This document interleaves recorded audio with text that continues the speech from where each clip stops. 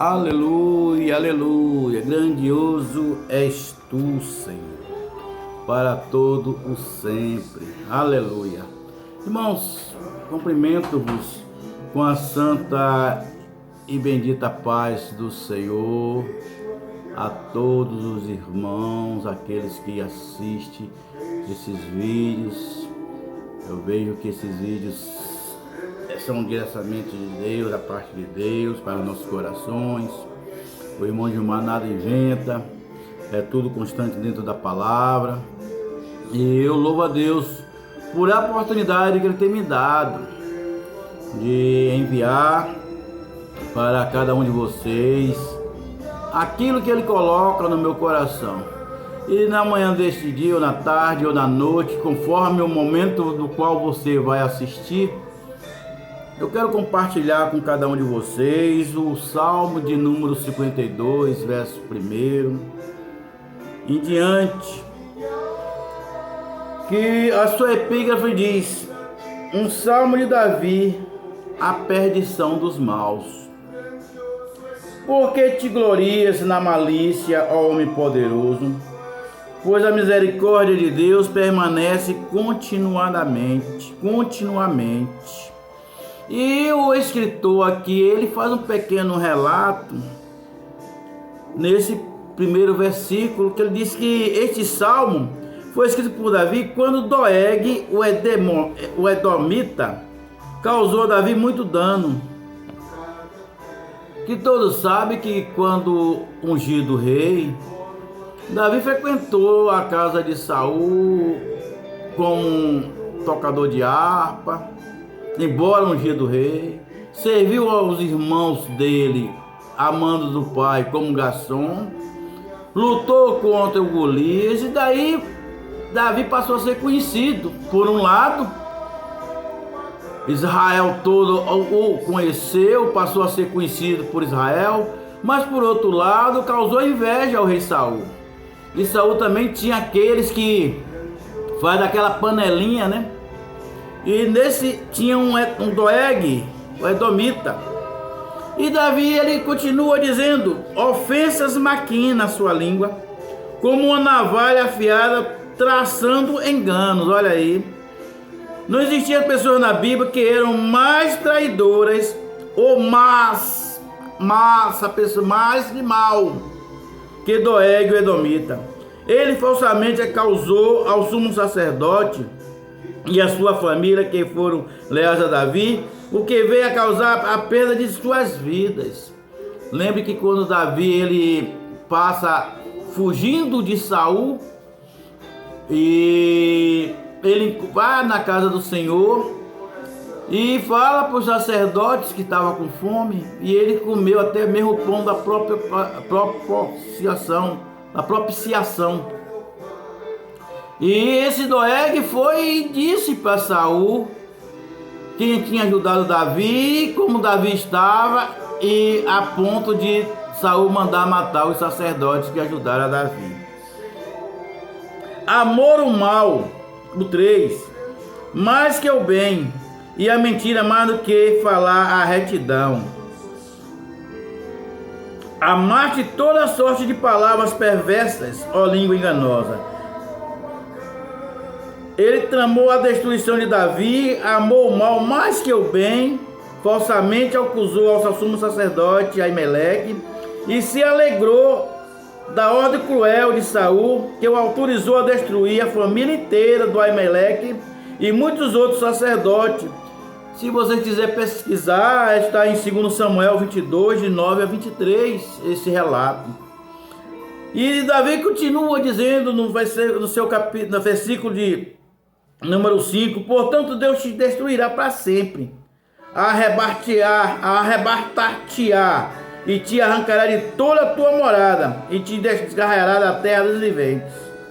Os justos verão e temerão, e se rirão dele, dizendo: eis aqui o homem que não pôs a Deus por sua fortaleza, mas se confiou na sua multidão de riqueza, e se manteve na sua maldade. Sem dúvida foi Saul, que ele não colocou Deus por sua fortaleza. mas confiou a multidão de sua riqueza, dos seus soldados, a sua fortaleza, e se manteve na maldade, achando que, aleluia, que o juízo de Deus não viria, mas o juízo de Deus veio sobre ele. Entretanto, o ouro e a prata que ele deu Saul não podia de maneira nenhuma protegerem sua maldade. Aí entra Davi agora, por todo esse relato, ele diz: mas eu sou como a oliveira verde na casa de Deus. Na misericórdia de Deus confio para sempre, eternamente. Enquanto Saul não confiava, só confiava nos homens, na riqueza, Davi agora diz que ele não, ele é como a oliveira verde. Te louvarei para sempre pelo que tens feito, e esperarei no teu nome, porque é bom diante dos teus santos. Quem não, irmão? Quem não passou, está passando e passará por um processo de perseguição, de calúnia, de inveja, de ódio, de afronta. Quem não? Seja na sua vida cotidiana, seja na sua vida familiar, seja na sua vida matrimonial, seja na sua vida ministerial, ou até mesmo na profissional. Quem nunca passou pela vida de um Doeg, de uma vida da pessoa que sempre procurou fazer o mal a ti? Mas aqui Davi está dando um grande exemplo, irmão, porque a história contada não é vivida, né? Nós não estamos vendo, nós não vimos, mas estamos sabendo de uma história contada. Agora imagine você viver essa história. Imagine você viver essa situação. Não é fácil, irmão, não é fácil. A vida de Davi não foi fácil. Desde a sua infância não foi fácil, a ponto do pai colocar ele como pastor de ovelha, que segundo o relato disseram assim: olha, deixa ele lá, que pelo menos o urso ou o leão o devora. Odiado pelos irmãos. Mas ele disse que ele confiava no Senhor. E todo o salmo de Davi, ele diz: esperei com paciência no Senhor. Ele se inclinou para mim, ouviu o meu clamor. No salmo 23 ele diz: o Senhor é meu pastor, nada me faltará. Ele sempre direcionava. E quantas pessoas estavam querendo destruir ele, ele sempre direcionava a sua vocação, a sua adoração, a sua confiança no Senhor. Aleluia! Glórias, glórias, glórias a Deus. Ele, em um momento, ele diz que olha para os montes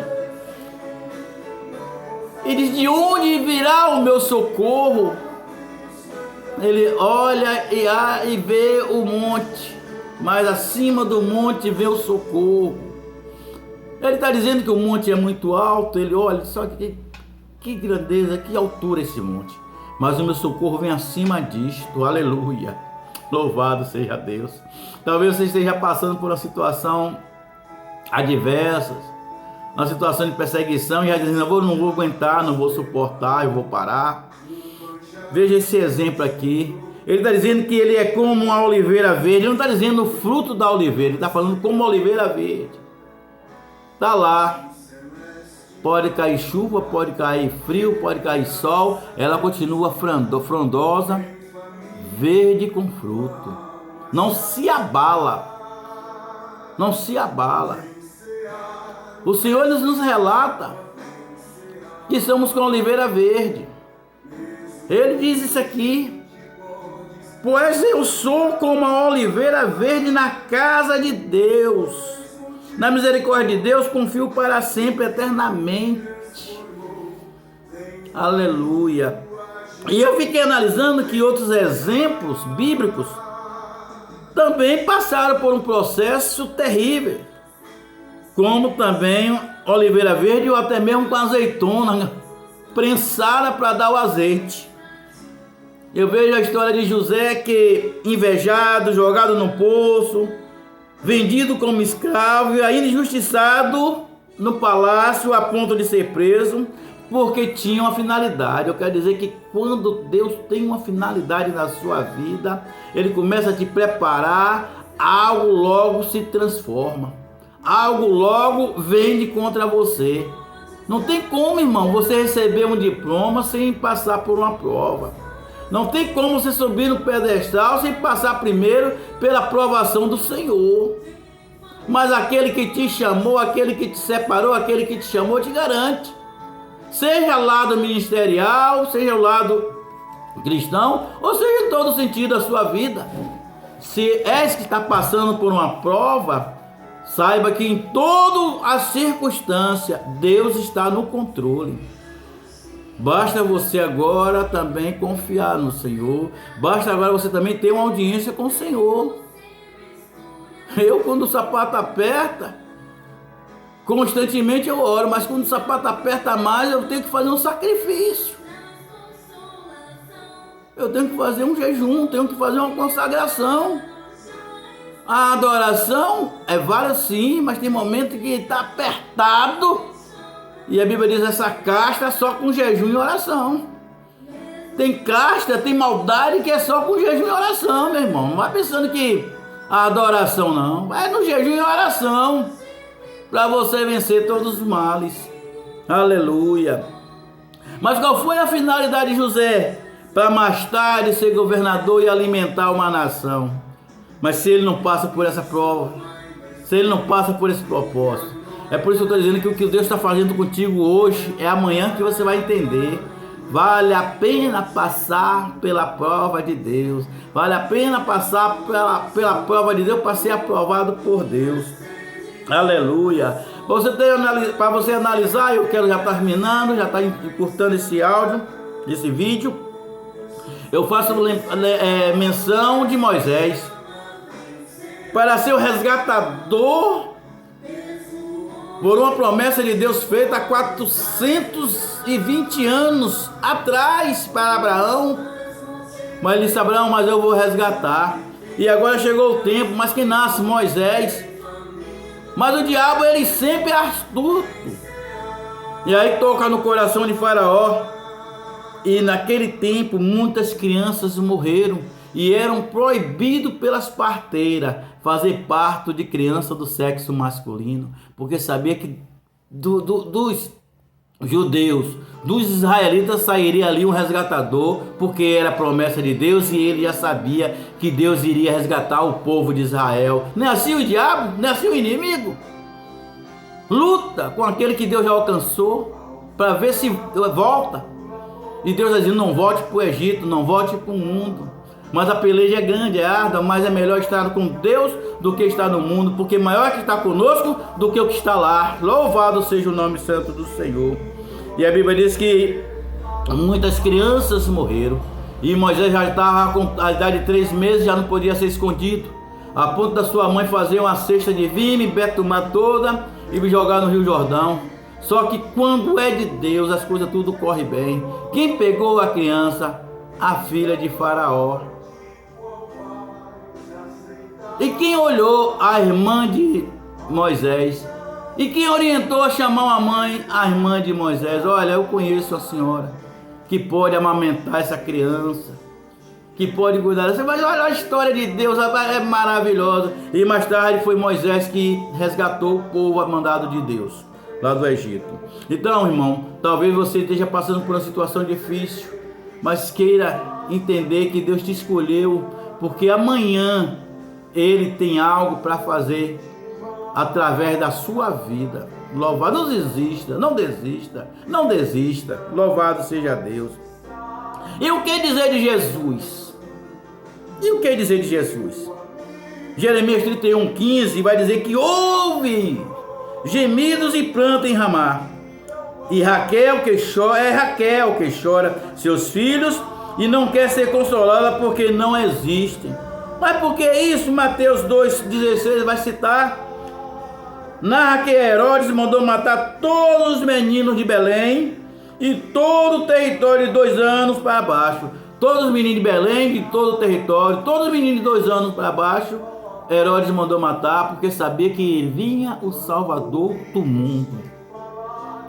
Mais tarde João diz: eis o Cordeiro de Deus, brada e diz: eis o Cordeiro de Deus que tira o pecado do mundo.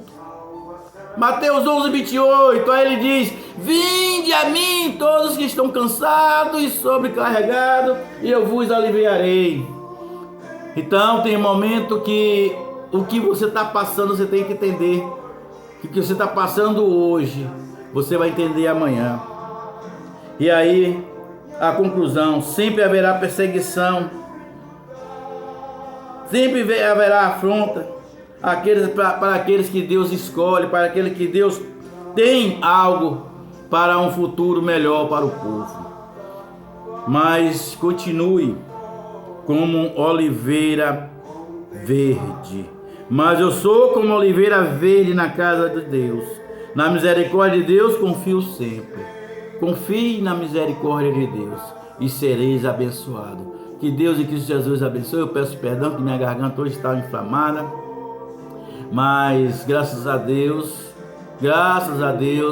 foi concluído esse versículo, essa parte, finalizei em nome de Jesus, e que essa palavra seja aplicada em vosso coração e que sirva de orientação, sirva de consolo e sirva também de incentivo. Que Deus e Cristo Jesus abençoe e os guarde em nome de Jesus. Amém?